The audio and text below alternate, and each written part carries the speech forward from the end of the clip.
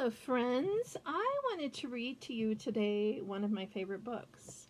This is called Sylvester and the Magic Pebble, and it's written and illustrated by William Steig, and it's published by Scholastic, and I hope that you just love it.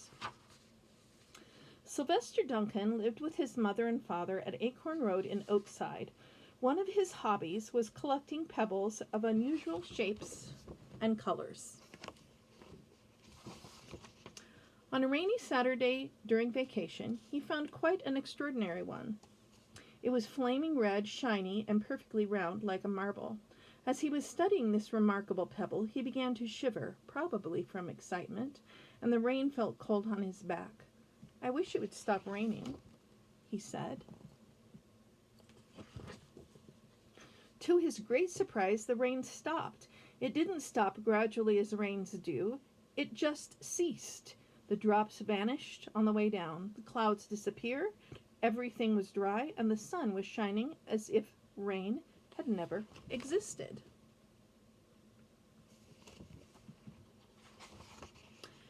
In all his young life, Sylvester had never had a wish gratified so quickly. It struck him that magic must be at work, and he guessed that the magic must be in the remarkable-looking red pebble, where indeed it was.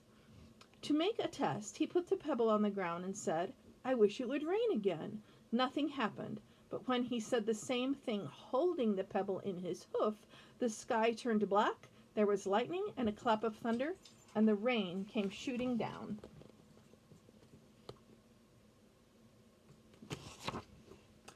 He wished that the sunshine was back in the sky. He wished a wart on his left hind fetlock would disappear, and it did, and he started home, eager to amaze his father and mother with his magic pebble.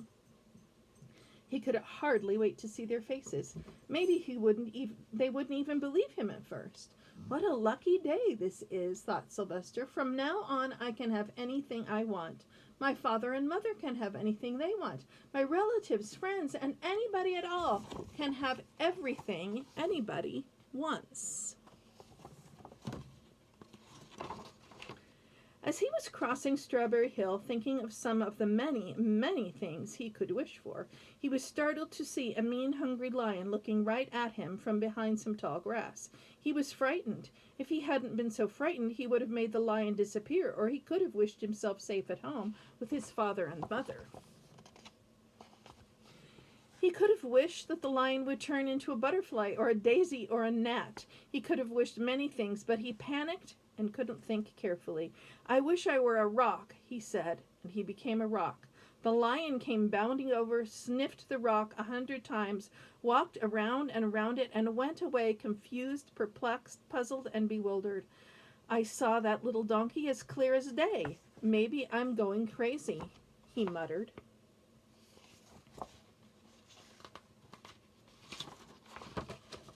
And there was Sylvester, a rock on Strawberry Hill, with a magic pebble lying right beside him on the ground, and he was unable to pick it up.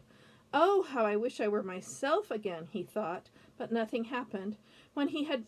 He had to be touching the pebble to make the magic work, but there was nothing he could do about it. His thoughts began to race like mad. He was scared and worried. Being helpless, he felt hopeless. He imagined all the possibilities, and eventually he realized that his only chance of becoming himself again was for someone to find the red pebble and to wish that the rock next to it would be a donkey. Someone would surely find the red pebble. It was so bright and shiny, but what on earth could make them wish that a rock were a donkey? The chance was 1 in a billion at best. Sylvester fell asleep. What else could he do? Night came with many stars. Can you see the little pebble there?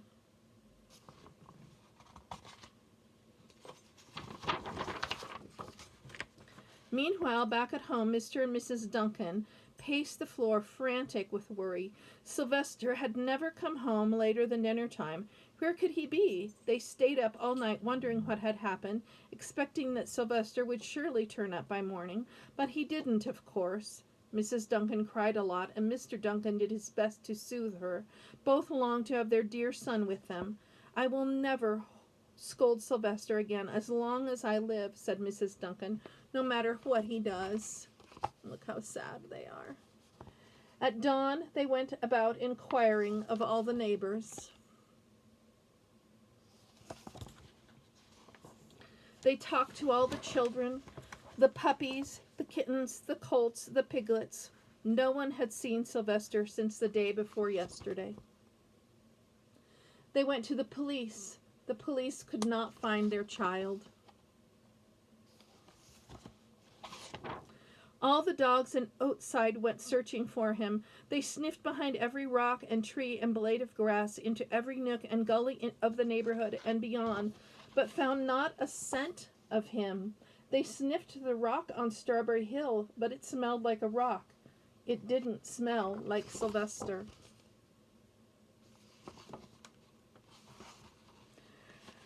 After a month of searching the same places over and over again and inquiring of the same animals over and over again, Mr. and Mrs. Duncan no longer knew what to do. They concluded that something dreadful must have happened, and they would probably never see their son again, though all the time he was less than a mile away. They tried their best to be happy, to go about their usual ways, but their usual ways included Sylvester, and they were always reminded of him. They were miserable. Life had no meaning for them anymore.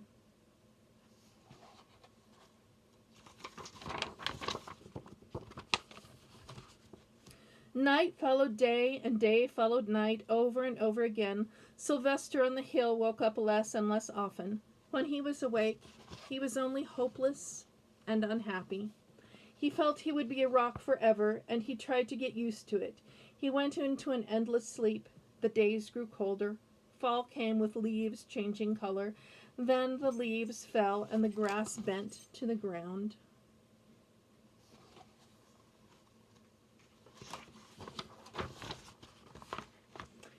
Then it was winter. The winds blew this way and that. It snowed. Mostly the animals stayed indoors, living on the food they had stored up.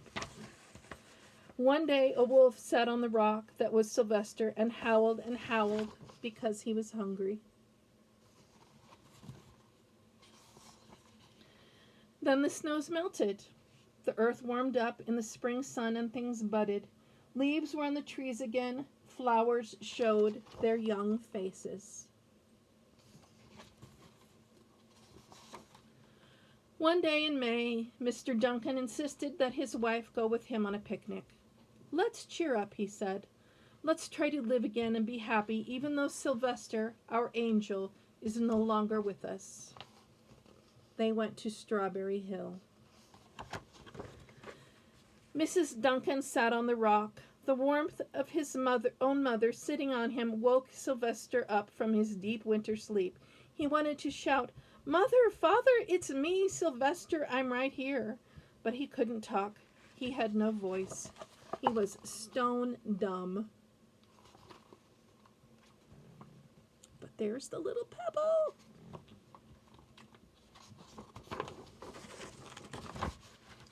Mrs. Duncan walked aimlessly about while Mr. Duncan set up the picnic food on the rock.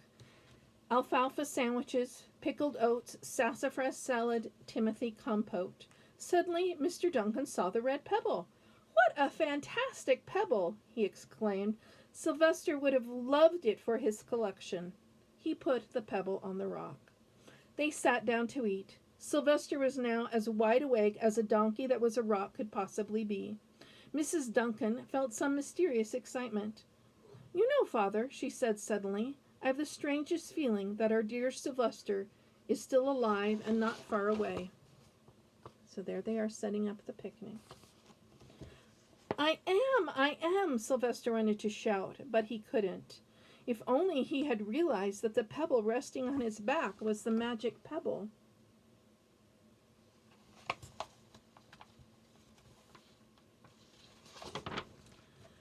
"Oh, how I wish he were here with us on this lovely May day," said Mrs. Duncan. Mr. Duncan looked sadly at the ground. "Do you wish it too, Father?" she said. He looked at her as if to say, "How could you ask such a question?"